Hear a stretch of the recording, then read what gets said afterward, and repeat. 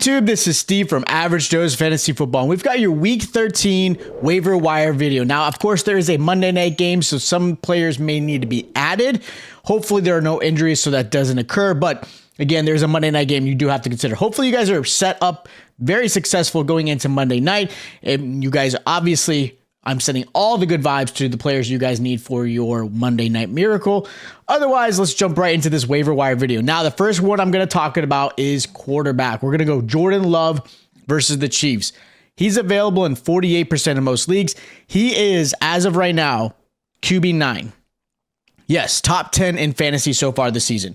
Not something a lot of people had expected, but he's doing a great job in this offense. There's still what? 48, 50% of you guys are still not believing in the Jordan Love hype as far as fantasy goes, because he's out there to be rostered on your team.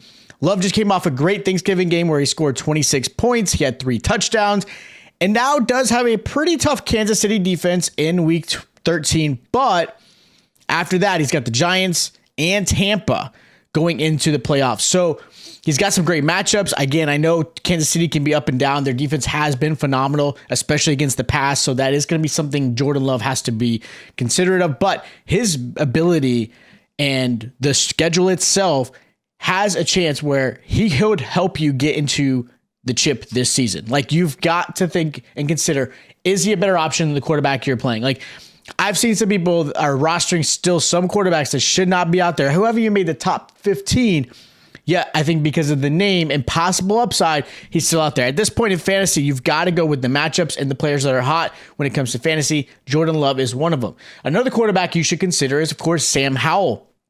He's going against the Dolphins this week.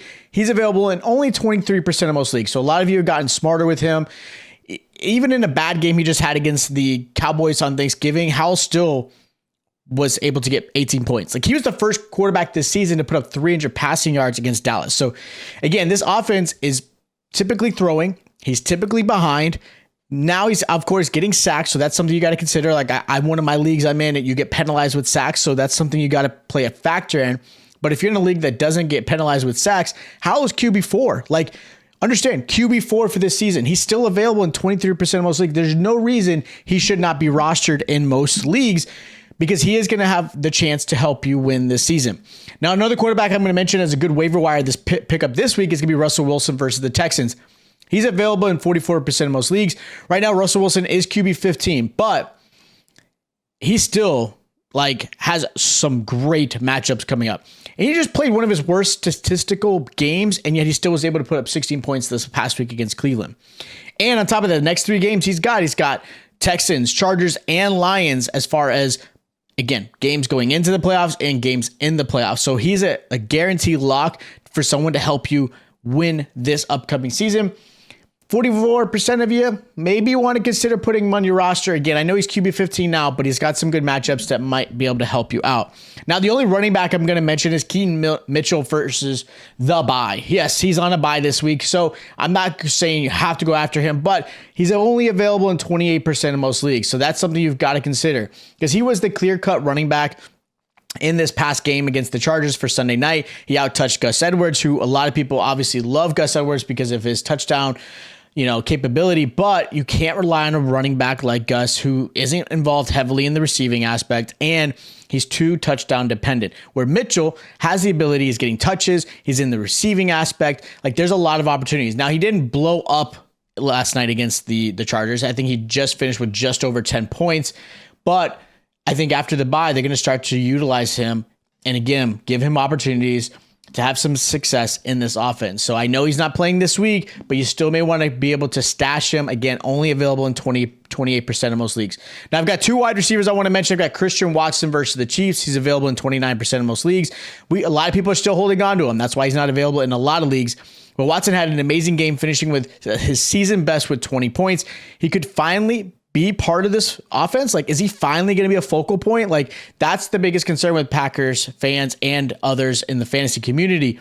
He is the wide receiver 1. Don't get me wrong. He is still the wide receiver 1, but he's had some trouble connecting with Jordan Love.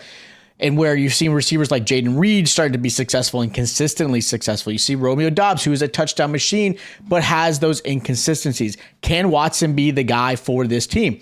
I believe he can. I believe this offense does want to get Watson involved. I think that outing against the Lions was a little bit of a preview of what it could have been this season. And obviously, there were some injuries, and again, this offense kind of figuring itself out. Jordan Love hasn't always been perfect in the games, but I like this one. I do expect him to see more targets, and I love his matchups going into the playoffs and, of course, in the playoffs. So matchup-wise, you may want to consider grabbing him or stashing him from your league mates, even if you don't play him, just because of the opportunities that he has against those matchups. Another receiver you may want to consider picking up is going to be Joshua Palmer versus the Patriots.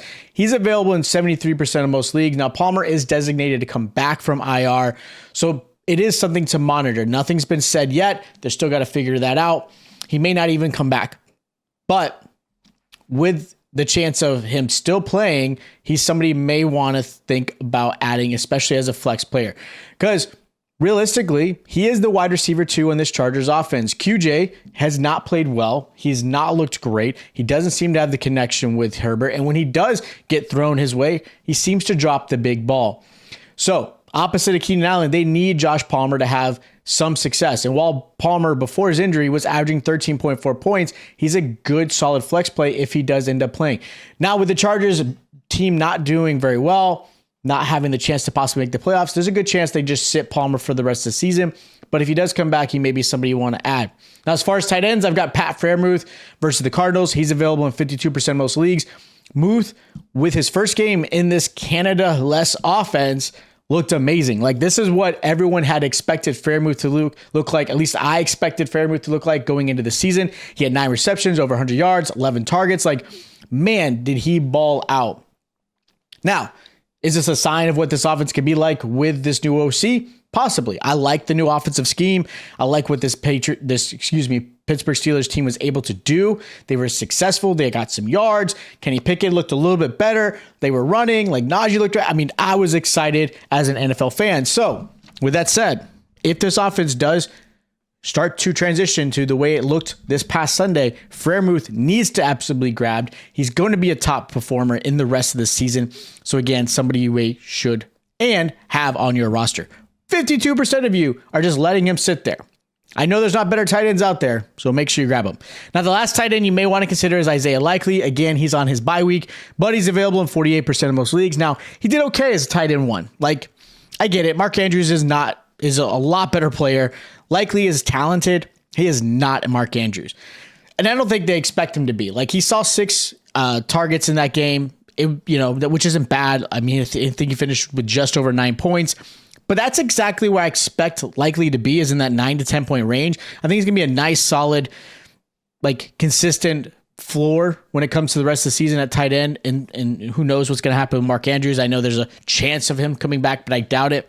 Now, I'm not saying Likely is going to be a game-winning tight end for you this season, where I think Freiermuth could be. But I think Likely is definitely a good tight end option, especially if you're streaming a tight end weekly.